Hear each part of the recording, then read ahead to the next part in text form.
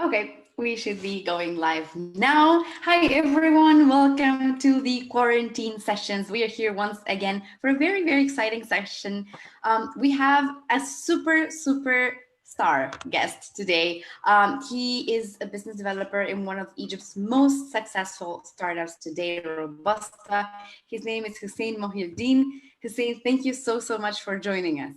Thanks a lot, Valentina, and thanks a lot for all the work you guys are doing to keep everyone engaged and active and keep the momentum. Thank you. Thank you so much. So we're here to talk about a topic that is crucial for startups today, for any business owner, not just startups, basically, which is e-commerce. How to add e-commerce to your startup, whether it is that you were selling products before or you want to add a new revenue stream. So Hussein is going to introduce us a little bit on the first steps that any entrepreneur or any business should take when deciding to add e-commerce. So I guess that's my first question, Hussein. What is the first step you should take if you want to add e-commerce? I think e-commerce is like any other business. So basically, you look at three different things: so people, process, and technology. So if I look at e-commerce, I definitely look first at the people. What kind of leadership do I have that can take this forward? Who on my team understands the different topics that it takes to launch a successful e-commerce business and so on? Because this is critical. Unless I have this capacity, then whatever I do will not be managed well. And then, so probably once I have this, the second step would be looking at my processes. What needs to change, what needs to, how to do everything in the business, because this reflects in the customer experience side. And customer experience for e-commerce is critical because in e-commerce, the cost of switching is relatively low. Customers, they do have very high expectations because in e-commerce, a customer would compare a startup to Amazon alike, and they expect the same performance, same care for customers and logistics and so on. And then the third would be the technology. Right. So three very important elements, right? But what is the actual first step? Like, where do you actually start? Do you start with a template? Do you recommend creating, sort of having a team on board to design it, to launch it, to create the infrastructure?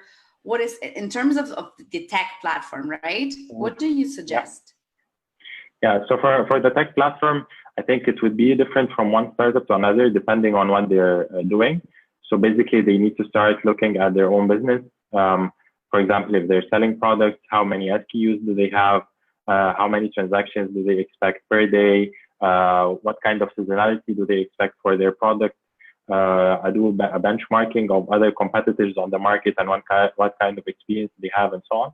And then based on this kind of information, they look at different platforms. So there are obviously some platforms that are easier to use or easier to roll out, which would be recommended for an MVP for a startup. So everyone probably knows about things like Shopify, e-commerce, and so on. And there is also things that for more mature startups, so things like Magento, which becomes much more scalable. You get better performance. You get easier integrations with the ERP systems, with the CRM, and so on, things like this. So there is no one size fits all. It depends on the startup, what exactly are they selling. And in many cases for startups, they are attempting to do something no one has done before. So in some cases, they need to build some custom workflows. So they might end up needing to build their own platform. But of course, the recommendation is always to favor speed over anything else. So if building their own platform means that they will waste 6 months before they roll out to the customers, then definitely it's better to go out faster to the market and then improve from this as they go. Right. Hussein, you're giving us so much condensed information, right? You mentioned Shopify, you mentioned other platforms. Which are the main ones an entrepreneur should consider when looking at the market? So if you look at the numbers, the top four e-commerce platforms are Shopify, WooCommerce, Magento, and OpenCart. So those four combined constitute over 70% of the e-commerce market. And then there are others in the 30%. But still, it depends on the startup because right now we're speaking on a very, very general scale. Again, there is no one size fits all, but generally speaking, if someone is selling or a startup is selling a product, then usually Shopify, for example, is one of the easiest that can get started up from the ground. And then the second level of complexity that offers a little bit more features would be something like WooCommerce. So in most of the cases, Shopify and WooCommerce would perform well in startups selling products. But again, there are other startups that are selling services, for example, that will need different options. Right. We have a question from Salah. He's asking, is it better to start from scratch or use a platform like Magento? The issue of customization. So it kind of rephrases what we were just discussing, right? Mm-hmm. In terms of customizations, what would you recommend? And can you tell us a little bit, what is the cost? What is the average cost in time frame if you do it on your own? Okay.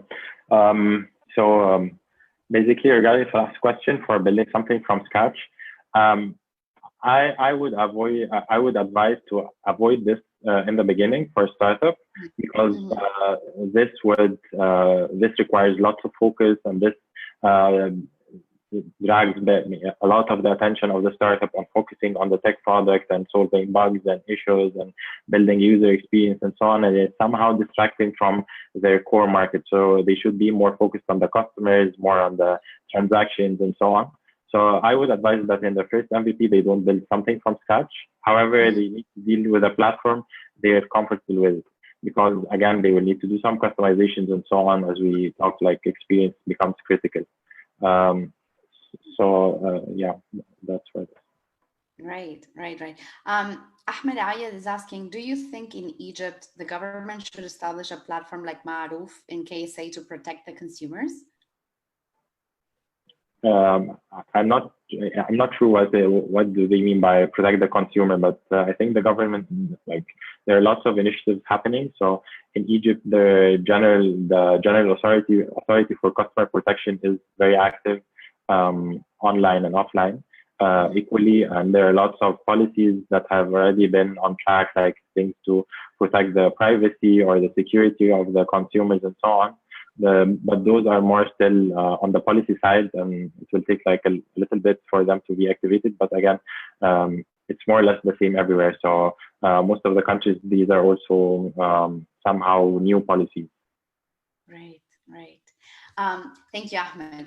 So can any business create an e-commerce platform? Let's say you sell services, particularly I'm thinking, for example, there's lots of entrepreneurs in our community that are, they have their own community. So they offer services that usually depend on a venue, on a location, right?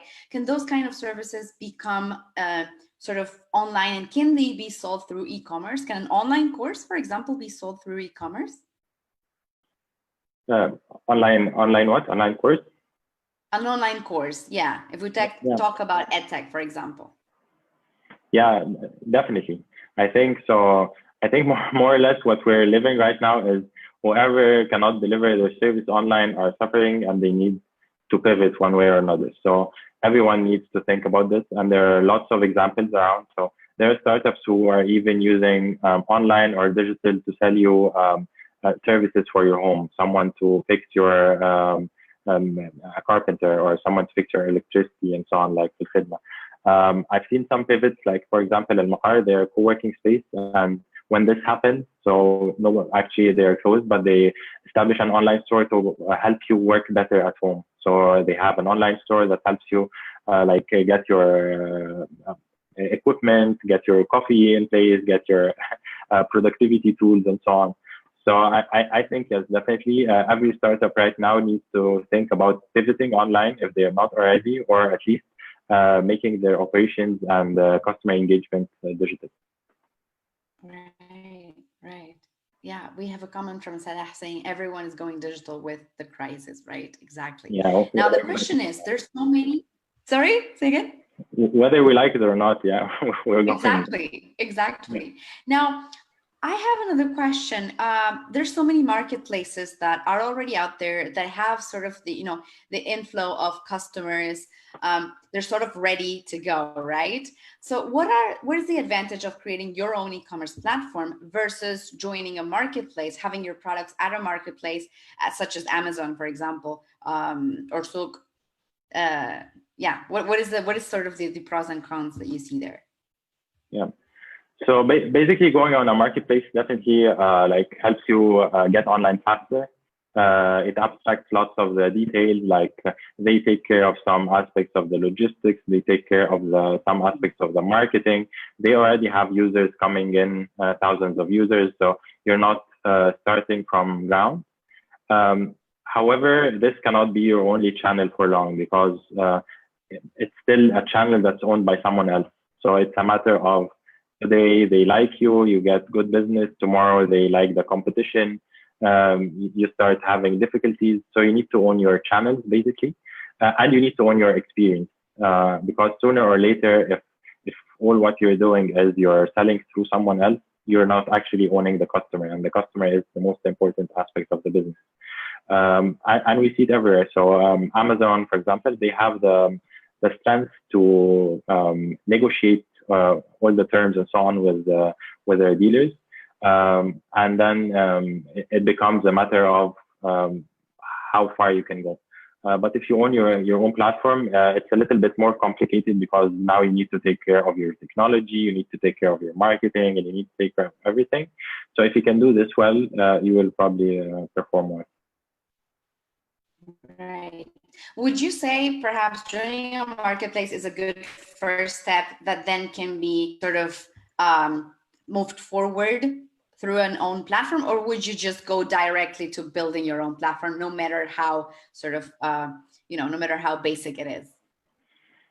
Yeah, again, it's always a trade-off. So there is no black or white. It depends on which stage you're at, what's the budget you have, what kind of technical understanding you have on the team. So there is no one decision that works for everyone. But again, for startups, so speed is number one. So if going on a marketplace will help you validate your product market fit, do it. So you need to validate your product market fit. So you don't need to spend like 6 months building your own platform and then you realize that you had an issue with your pricing. So you can validate your pricing going on a marketplace, can validate, like you need to prepare your content, your photography, product details, and so on. So you need to do lots of work that you can do. And then this becomes more of a channel, and then your primary channel becomes your own assets or your own website. Right. Right. That's a very good point. Ahmed has another question. Could you please recommend what's the best local platform in the MENA region between Expand Card, InnoShop, and Vendo?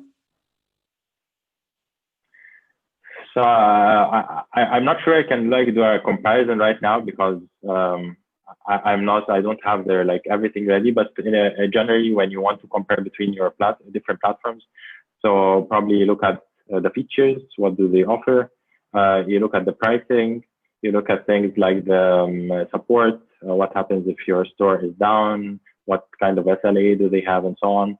You try to look for references, others who tried this before, and you get their experience because this is always the most valuable.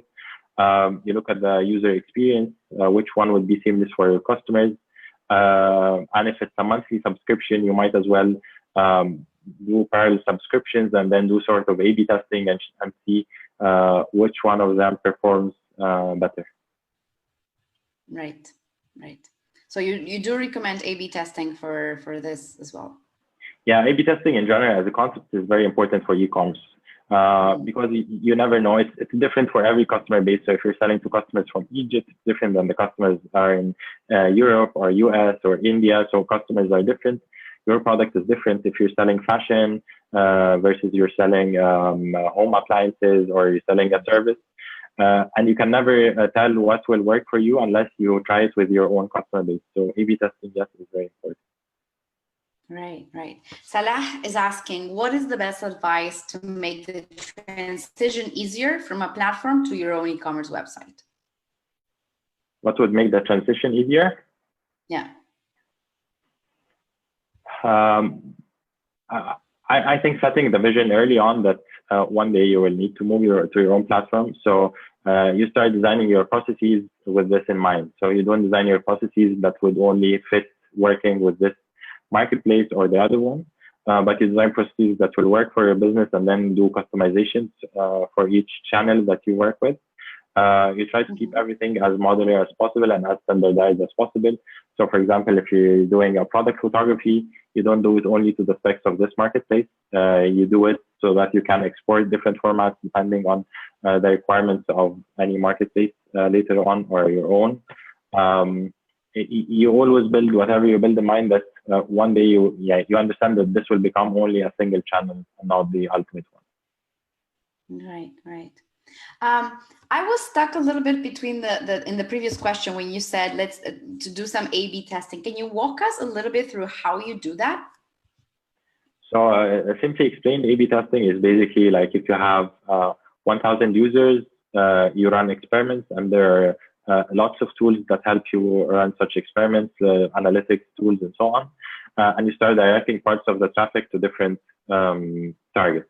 So, for example, if you have 1,000 users, you will send 500 of those to this homepage and 500 of those to this homepage, and see which one performs better. What kind of conversion rate do you get out of each one?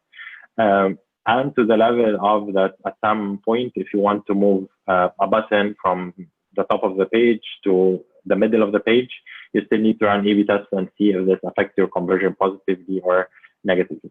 So yes, this is very important, and obviously, like we didn't discuss this, but analytics is key for e-commerce. So you always have to base your decision based on numbers, never on impressions and never on the feedback of friends and family, because they always tend to be supportive. They tend to provide you like, okay, definitely I will buy your service, and they're very supportive. They help, they go on and they buy products and so on. But you really need to understand from real users, how do they interact with your product? Right. That's very important as well. So we were saying, first thing, you build your platform. Now you need customers. Now you need the users to drive them in. What are your preferred sort of strategies for funnels? No, there are different things, again, depending on the product, but basically you need to read and understand about performance marketing. So there are the essentials, like things like search engine optimization or paid advertising over social media and so on. So you need to understand this because every optimization at the beginning of the funnel makes a big difference.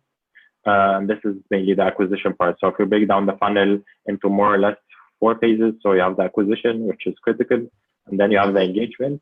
Engagement is subject of the user experience on the platform, the speed of the platform, the product you have, and basically lots of other parameters. And then you have the decision to actually do a purchase, and then the user goes through the checkout process. And if you do have enough data, you try to capitalize on this data to offer like cross-selling opportunities or upselling, and you give product recommendations. If you're buying this, you might also like this, and so on, in order to increase the average basket value. And then there is the transaction part. So ultimately, you want to have a successful transaction, and then you would like to have returning users, because it's much less costly to capitalize on existing users for return purchases rather than always acquiring new users and then they never come back. And the ultimate would be like to have your own users become loyal customers and advocates of your own brand and your own products, and they start inviting others to try your product or service. And this is more or less the funnel. I mean, you try to optimize along the funnel. If you do have the capacity within the team to allocate different people to look at different parts of the funnel, because when you dig deeper, you find out lots of parameters that are affecting the conversion rates across the funnel. And in e-commerce, every 0.1% of the conversion matters. Right. Every 0%, 0.1% of the conversion. I like exactly. that. Yeah. When it comes to, so we build the platform, we've talked about the funnel to get the customers.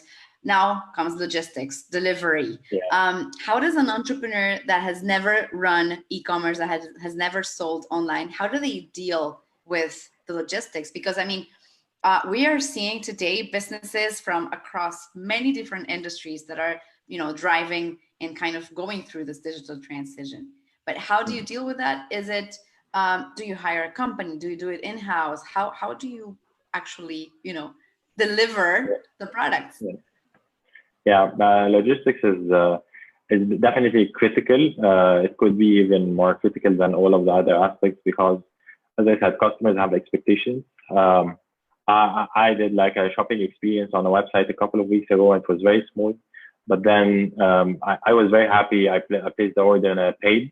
But then the frustrating experience was when the order did not get delivered on time, and I tried to call the customer service. I don't know when it will be rescheduled and so on. So unless you have your own logistics sorted out, you're running your business into trouble. And then the customers will not be actually loyal customers. They will become people who would advise others not to use your service. So a big part can be the logistics partners.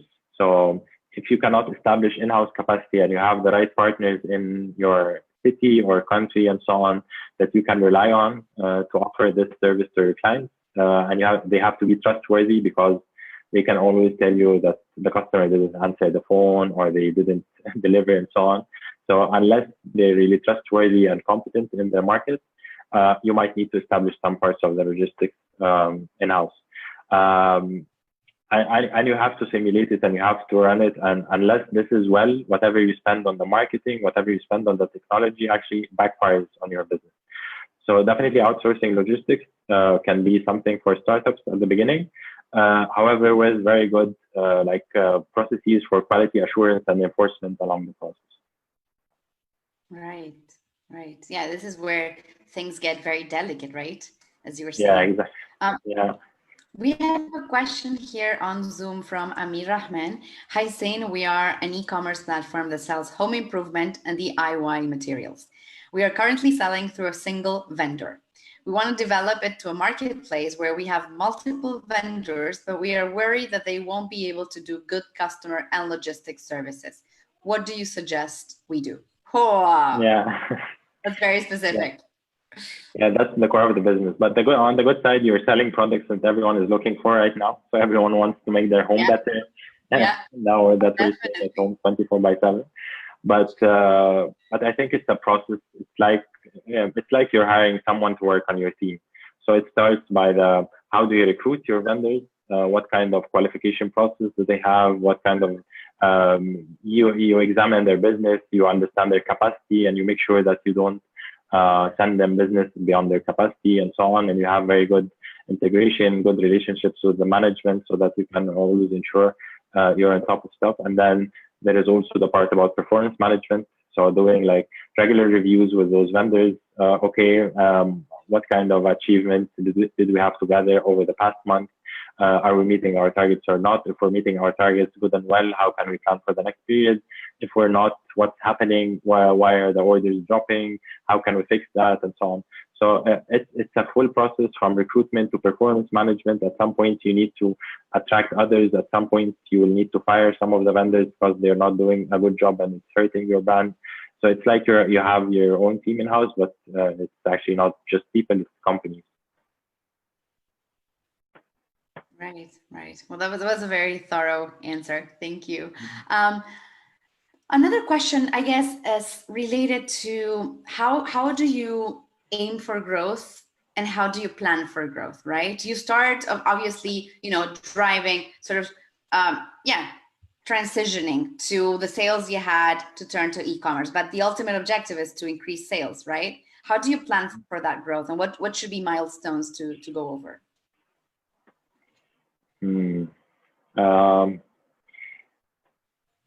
It depends. Like if you already have a history, so if you have a history, you do have something that you can use to plan for the growth. You need to account for things like seasonality.